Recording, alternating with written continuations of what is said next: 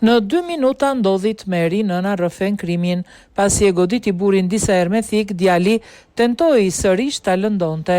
Letra që ju gjet në dhomën e gjumit. Nëna e Marian Kodheli, djali që vrau babain, ka dhënë detaj rreth ngjarjes në një letër të publikuar nga familjarët.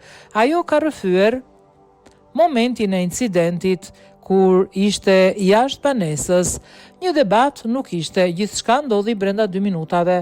Unë dola për të pirë një cigare dhe kur u ktheva, situata ishte përshkallëzuar. Djali ishte i mbyllur në vetvete, nuk fliste dhe nuk ishte shenja mlefi, shkruan ajo.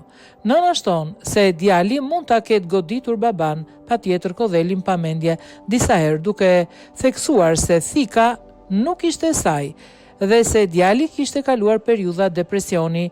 Ajo shpjegon se përplasja ishte e shpejtë dhe se djali kishte synuar të godiste vetëm baban, jo të tjerët.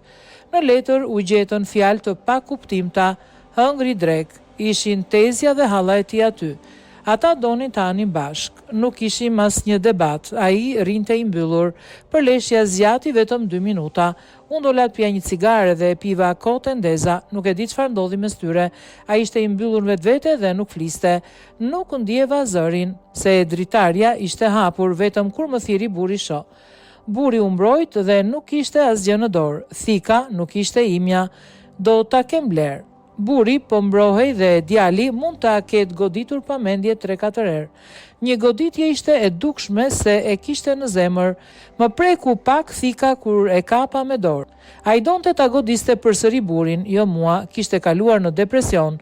Nuk ishte mlef, ishte depresion. Letra e gjeta në dhomën e tij. Ishte një dhomë pritje dhe ishte me ngjyrë të bardhë.